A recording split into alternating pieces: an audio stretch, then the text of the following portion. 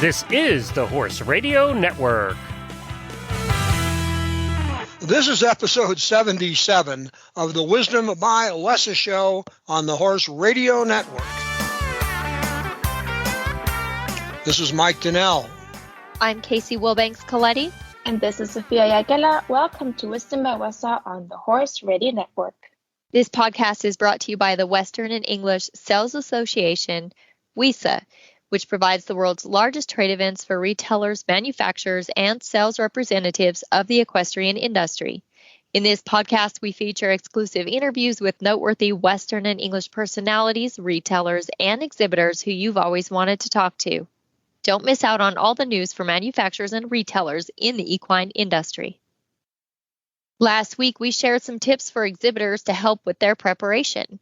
Sophia is here today, and maybe she can fill us in on what buyers can do to prepare.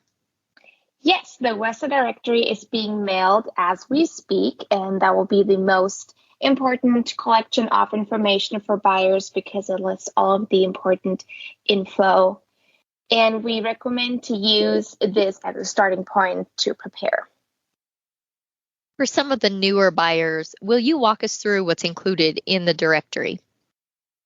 Yes, so it starts with the buyer information such as the trade show location and hours and the registration guidelines and the main events, but it also includes the president's message to welcome all the buyers to the trade show and, for example, also the award honoree bios. And next is an ad section that serves sort of as an inspiration. And then we list all of the exhibitor information. So that is the product lines, the categories, the names of the exhibitors and the floor plans. And again, if retailers didn't get one by mail, they can pick one up on site at the WESA trade show or call or email us to get a digital copy. Frank M. Light, his wife, and 7 children made the move from their Ohio home to the mountains of Colorado in April 1905. They actually took a stagecoach from the train station in Walcott, Colorado, to Steamboat Springs. Light noted the town had no clothing store, a problem he corrected a few months later when on November 9th, 115 years ago this very day, he opened F.M. Light & Sons with $2,000 worth of merchandise. The business has remained in the family ever since, and today his great-great-granddaughter, Lindsey Dillenbeck, joins us to talk about the past, the present, and the future of this business.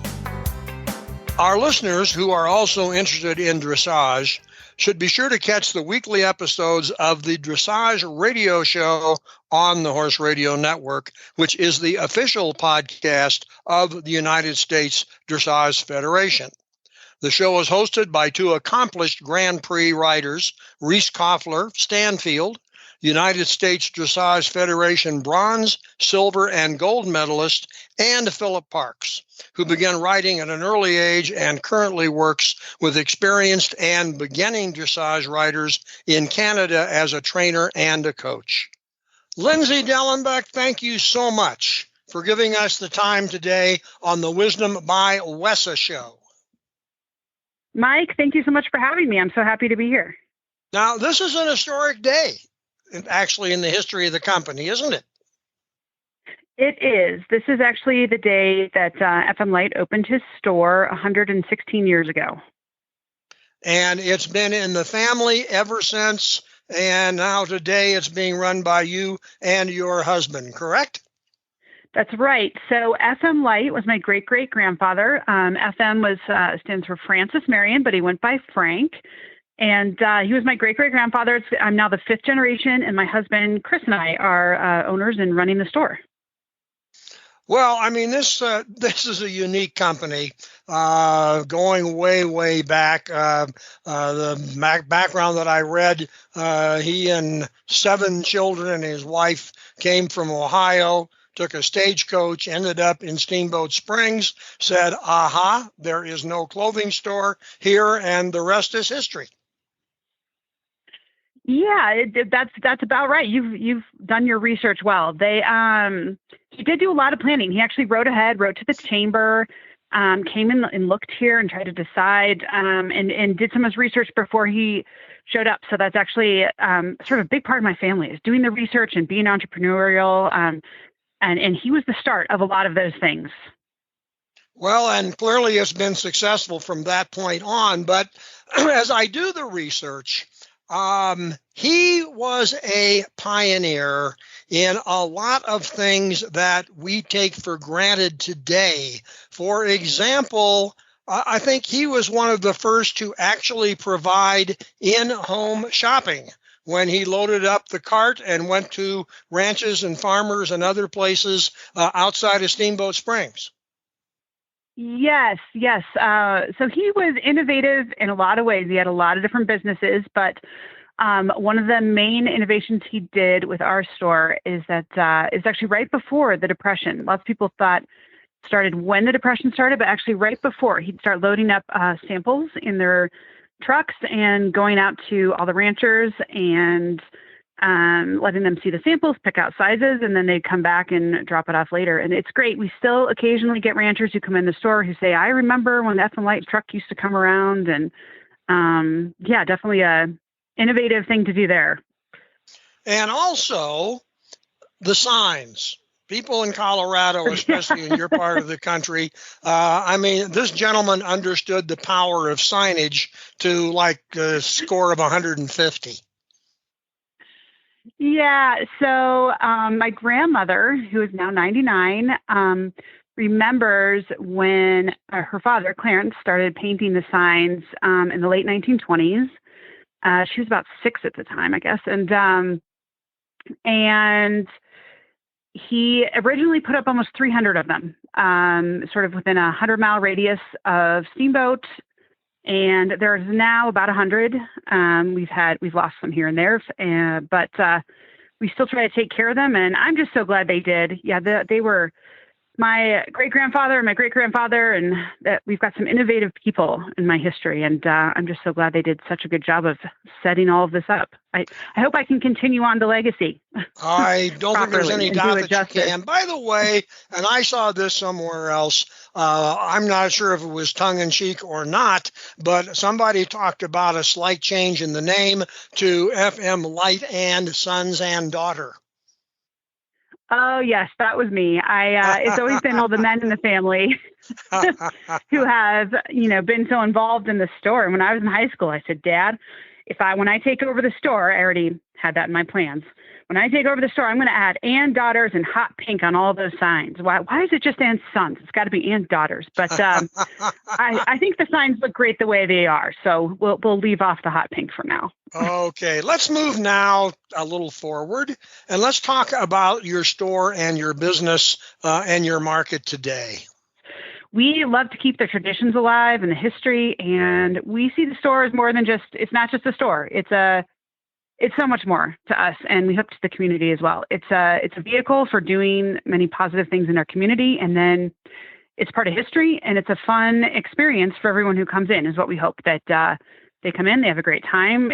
There's an experience, there's things to do. It's the same as they remember it 40 years ago. We've got people who say, I remember when my dad put me up on the horse. We have a horse named Lightning that sits out front. And they'll say, I remember when my dad put me up there when I was a kid, and I have a picture, and now I'm putting my kid up there and taking a picture. And so we hope it's a reminder that some things never change, and a place where people can come experience the Wild West still alive and well. We hope we're doing that. But at the same time, you're in business to sell some product. And I presume that means product selection. It means utilizing today's marketing techniques. Clearly, Steamboat is a destination city for people who come and go, and you'd like them to take a bit of the West home with you. But talk a little bit about your product selection, your inventory, and how you go about selecting how and what and how much you carry. Sure.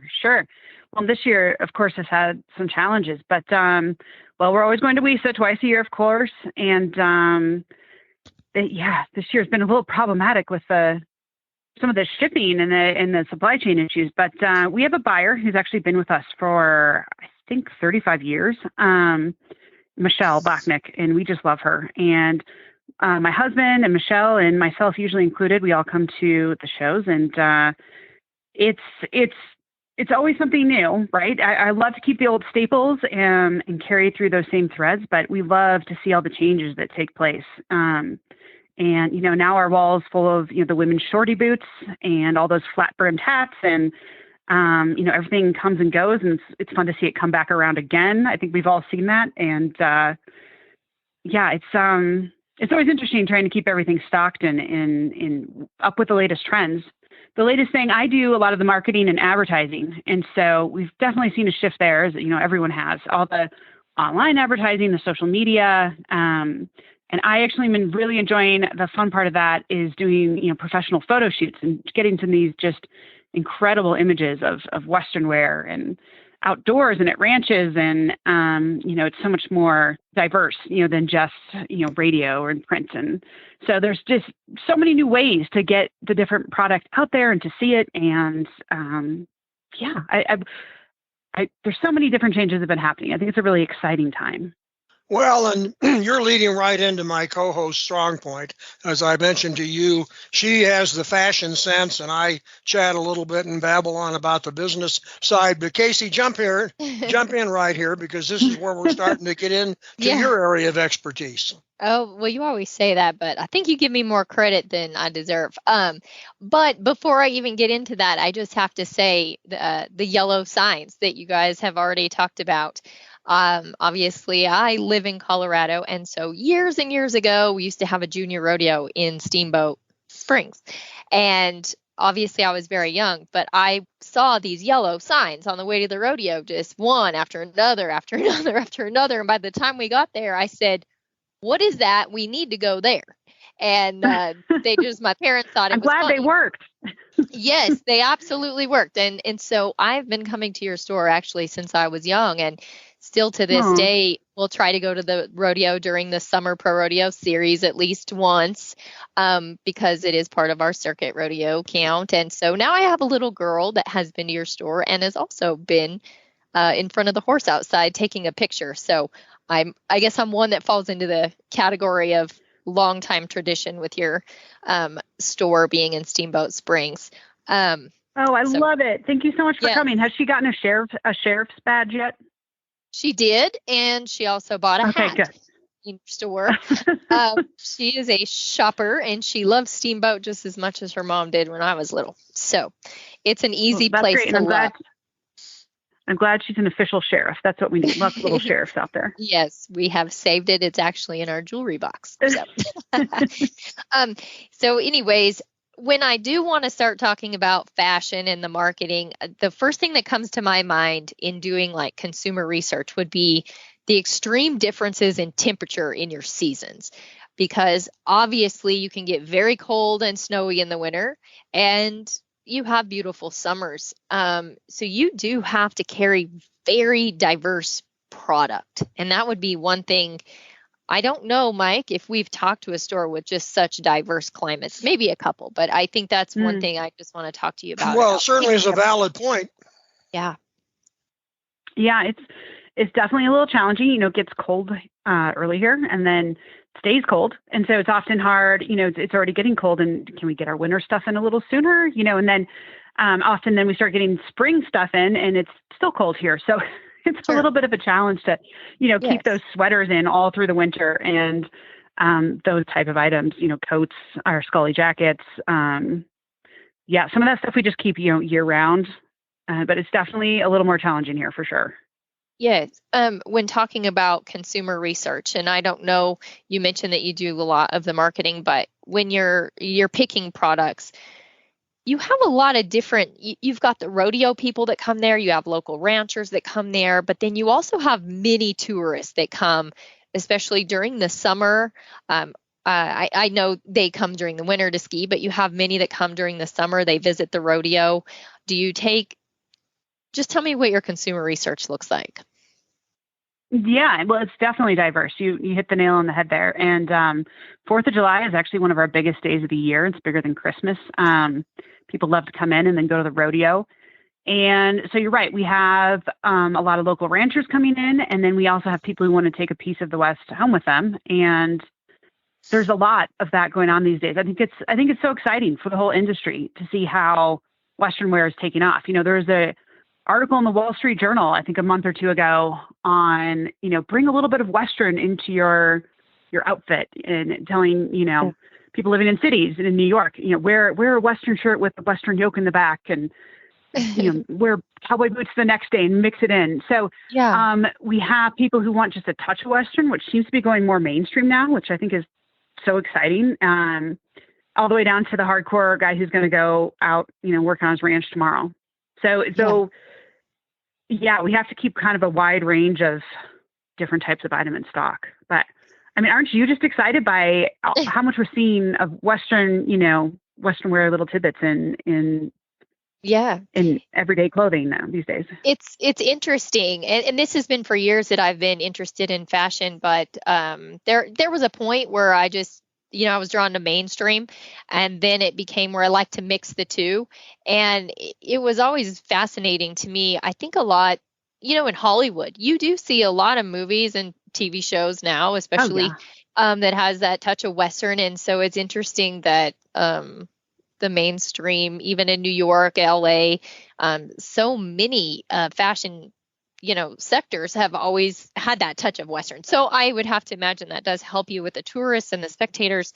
But even going back to when I was going to junior rodeos in Steamboat, I remember, winning gift certificates to FM Light and Sons. And so you guys have a long withstanding in just being committed to your community, committed to the events in your community. And anyone that crosses Steamboat, they know FM Light and Sons is there.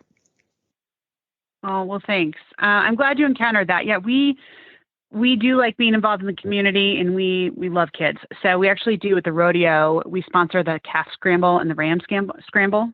I don't know if y'all know what that is, or they send out and that's my favorite event to watch. Honestly, I love those kids running out there in the mud. But yeah, I'm proud to say that my ancestors did a great job of being involved in this community and starting lots of things. So we have those traditions way back as far as around Steamboat. Carl Hellison is a big name, and he started the jumps here and the skiing, and he went around with a bucket asking people to put change in it or to put money in it, so he could build ski jumps. And FM was one of the first people to put money in the bucket. And so I continue my our sponsorship of the Winter Sports Club today. And so from the skiing side all the way, of course, to the rodeo, we love the rodeo, the fair, 4-H, Gymkhana. It's such a blessing. It's such a blessing to be able to join in on those events as well. Yeah. And so your niche, you talked about how exciting and fun it is for you to do the marketing, and you mentioned photo shoots. I mean, I can't think of better scenery than Steamboat Springs to take photos of all gorgeous. Your products. You're very, very fortunate. Where do you get your inspiration besides the beautiful scenery? Do you look at any mainstream ads, or where do you find your inspiration? No, I don't know. I guess just in the clothes themselves, and the beautiful clothes that all of our vendors are making. It's so fun to go and do photo shoots, have a couple models lined up in a gorgeous ranch. This last one we did, I just love the ranch that we had. And just to walk through the store and just see what everyone, what we've got in and the latest things. It's so exciting. I do, of course, on Instagram, I follow lots of different stores and photographers and that kind of thing. Honestly, though, I also just leave it to the photographer to take the amazing shots and my models to know how to pose. And, there's a lot of people that make that all come together. Sure. What is your go-to social media platform that you find you use the most? So we're on Instagram and Facebook. I don't know that I have a favorite, really. It's just interesting because Mike and I both were heavily involved with social media marketing, and it's really evolved since he and I had started in it. And it just seems like it's really pointed more towards Instagram, where it was originally Facebook. And so I was just thought I would get your intake on that. You are so far ahead of me. I mean, I am a dinosaur in this area. I actually have someone that works with me on our social media. Thank goodness, my cousin Tiffany. Nice. And so, I have some help, and we're excited about our Instagram and Facebook page. It took me a while to sort of get on that bandwagon. We do have a website that's coming up, right? So right now our website has been sitting untouched for quite a few years, I think. But we're hoping that this spring, if we can, find all the people we need to bring them together and make this happen, we should be launching our online sales by this spring. So we're really excited about that as well. That's great. Online. Well, I hope to be back in Steamboat this summer. Mike, have you been to Steamboat or FM Light and Sons? I have not been there. I think now it's got to be on my places to go list. I kind of stick down here in southern Colorado where there's not as much snow. And since I don't ski, I don't have a reason to go up there. But what I was going to check on, since we have a chance to chat with you, I always ask people this. What do you see for the future? What do you think will change, even if gradually, if we had this same conversation 5 years from now? Sure.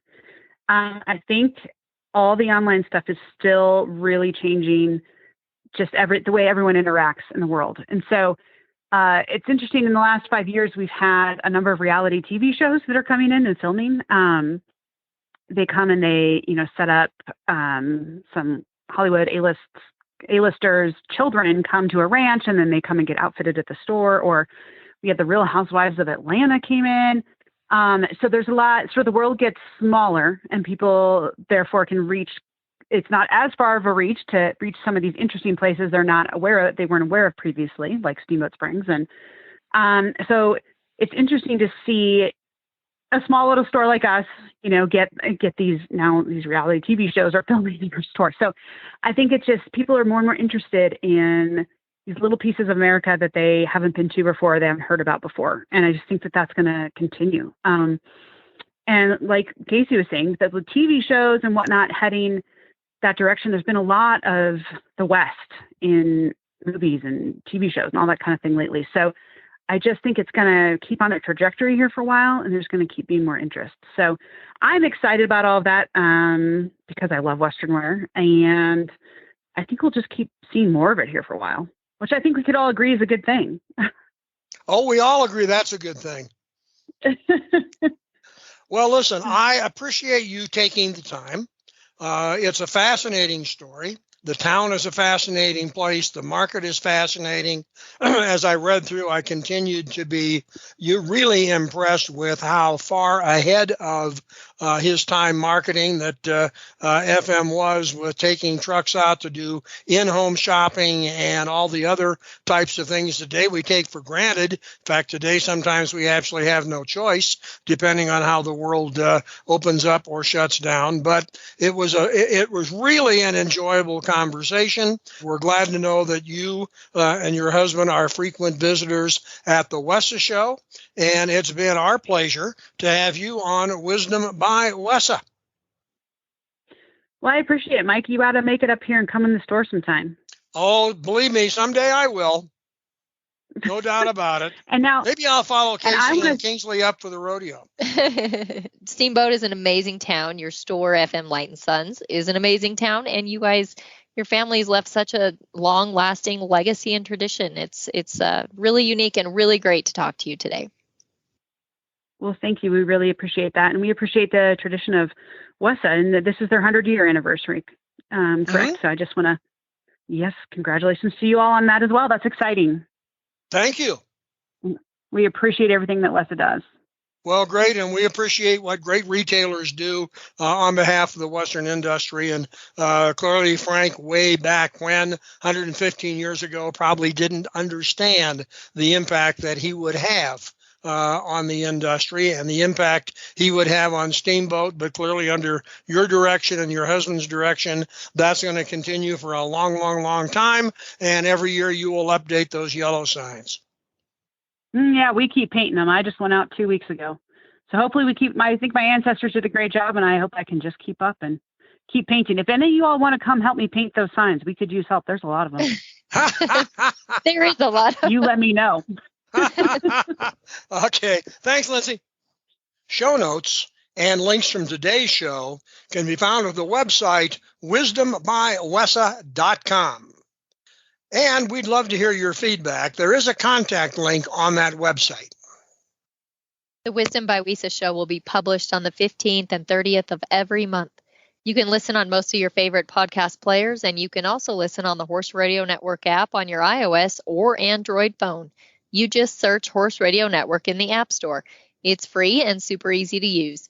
Be sure to visit all the great shows on the Horse Radio Network at horseradionetwork.com. Thanks for listening to the Wisdom by WESA podcast. WESA, where the industry meets.